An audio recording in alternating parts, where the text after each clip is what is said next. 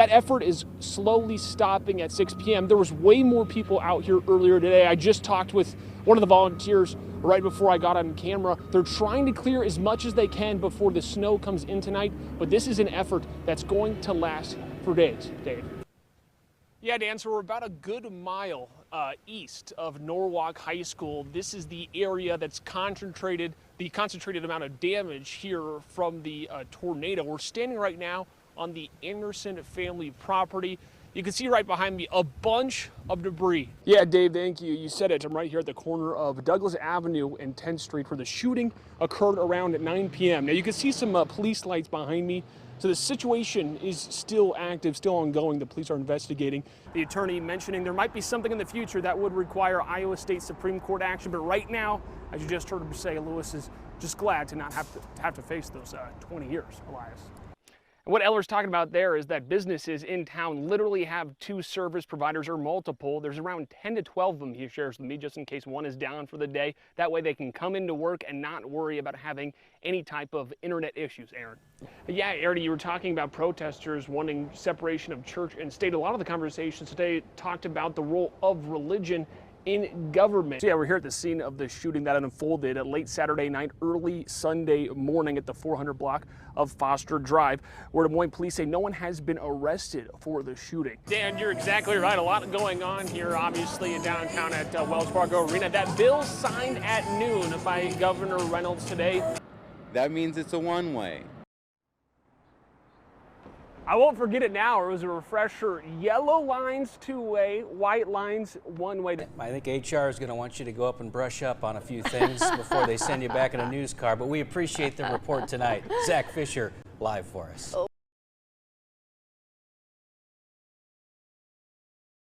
Widespread. Right. We're talking about hundreds of miles of damage caused by multiple tornadoes spun off from a huge storm system. We have our Zach Fisher live in Norwalk.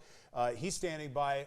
So obviously these storms were tracking southwest to northeast. And if you're going to go from Winterset, you're going to head east, you're going to hit Norwalk. What happened there, Zach? Yeah, Dan, so we're about a good mile east of Norwalk High School. This is the area that's concentrated amount of damage here from the tornado. We're standing right now on the Anderson family property. You can see right behind me a bunch of debris. Now this is from a two-story barn that they have. You can see that white roof. It was a furnished apartment complex that was wiped out in seconds. The family's saying it didn't feel like anything. They knew it was going to be bad when they heard the windows breaking. And you could see tools, all kinds of boxes, and obviously wood.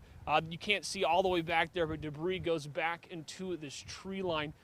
They have a power line that's down on their property as well. They're currently in their home without power, waiting for the power to get back on, staying here throughout the night. And then a neighborhood, literally 500 feet down the road, is also where a lot of this damage happened, with a lot of homes specifically. The roofs being ripped off, half ripped off, whatever that may be. We chatted with the family too, that had some significant damage to their home. They have a 4-year-old, an 8-month-old, and here's their assessment right after the storm. Honestly, from being down there, it didn't seem like it was going to be bad. It felt like, oh, everything's fine. But when I came out, well, actually the front door, you can just see mud, dirt, and insulation from other houses just blown up against the door. And once I saw that, and there was debris inside the house, which I don't even know how that happened, and we came out here, that's when it kind of sunk in, like, all right, we got hit with something. Our first brand new house, and now this is the state that it's in, and it's like, God, can we get a break? Our poor neighbors moved in 3 days ago, Yeah. And we moved in about a month and a half ago, so.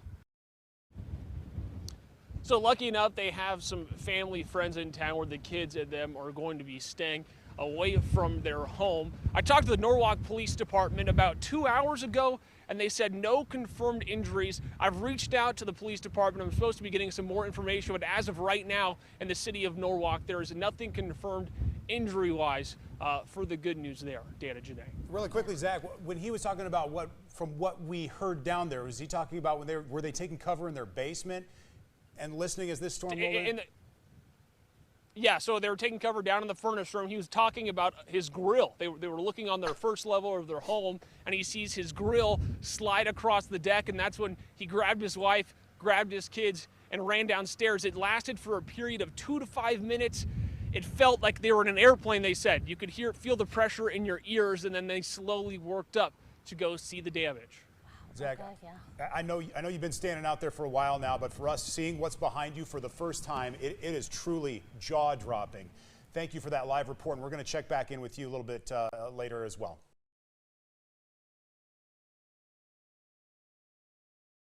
People in Fremont County and beyond are talking about the investigation into a frightening and somewhat unbelievable claim.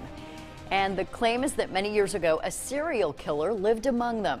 I'm Erin Kiernan. I'm Janae Town. Thanks for joining us. So this all began when a woman came forward saying her late father had killed dozens of people and she helped him bury them. WHO 13 Zach Fisher explains it is a big mystery in the small Iowa community. I'm here on the corner of Bluff Road and Green Hollow Road, where Fremont County Sheriff's Office tells me about a mile down, a well is at the center of allegations of a serial killer with potentially 50 to 70 bodies in it. We'd heard stories about this for years. Donald Dean Studi passed away in 2013, but his daughter Lucy has been making allegations for years about her father as they lived in small-town Thurman, Iowa.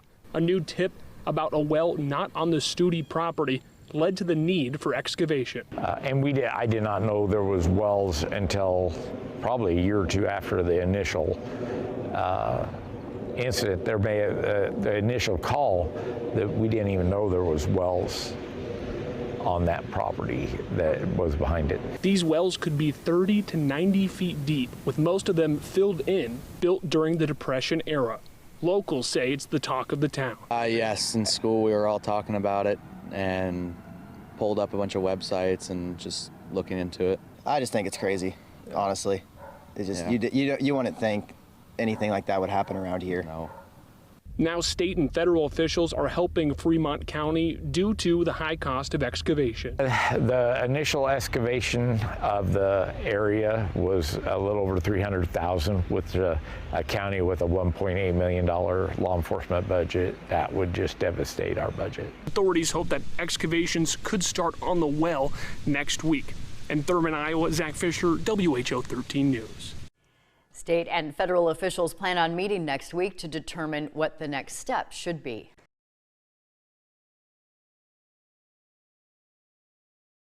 Iowa leaders also say the state has the money to improve the juvenile justice system. Complaints of inequities and a lack of resources became an issue during the recent sentencing of Piper Lewis. Her attorney says Lewis didn't get the help that is offered to at-risk boys. WHO 13 Zach Fisher has the story. During a sentencing trial for Piper Lewis in the Polk County court system, her legal representation asked a witness for the state if she would have been treated differently by the state if she was a boy. And that's because of her gender, right? Yes. So if you're a boy, age 15, the state of Iowa is going to treat you differently than the 15-year-old girl, right? Agree. And that's a function of her gender. Now, what does that mean? How would Piper be treated differently if she was a boy compared to her being a girl? Let's take a look. Piper Lewis was awaiting sentencing last fall for the murder of a Des Moines man who she alleges raped her. Her attorney was asking for leniency in part because of a lack of resources and inequalities in the juvenile justice system. So what are those inequalities? The Iowa State Training School houses all the high-risk juvenile boys in the state, which is funded by the state. But its girl counterpart, the Iowa Juvenile Home in Toledo, was closed in 2014. It was the only state-funded facility available for girls. If open, Piper would have been in this facility that was properly equipped to handle her specific needs, which include medical resources, counseling, trauma therapy, educational materials, and more. Since its closure, there's elevated pressure on juvenile court officials to assign this category of girls to proper facilities. The juvenile court does everything they can. They do a great job of trying to look outside the box where to place these girls.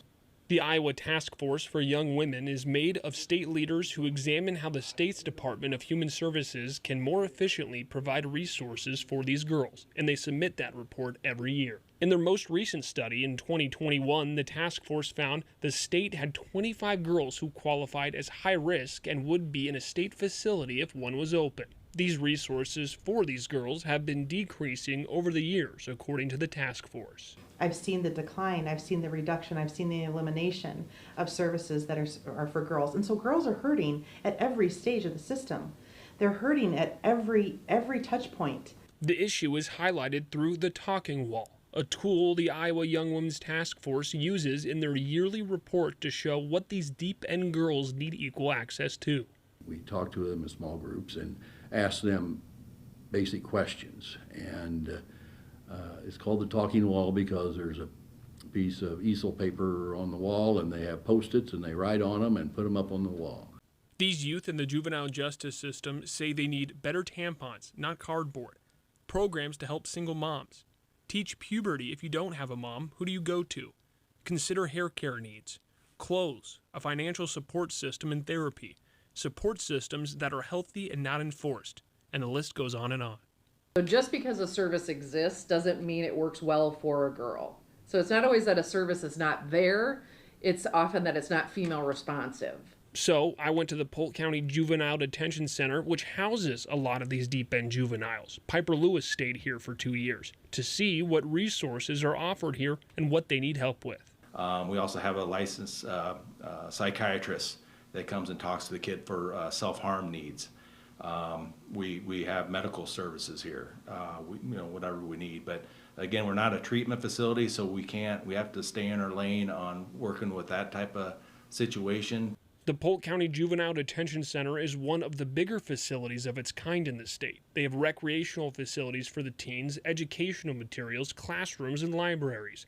But Dan Larson knows that they still don't have all the services these girls require. And other facilities have the same problem in the state. And if you were to call up any of the 9, I think now, detention directors in the state, I'm convinced that to a person, they would all tell you they are concerned about the amount of time girls are spending camped out in their facilities. Part of the problem for the lack of services is the low number of these high-risk juvenile girls in the state.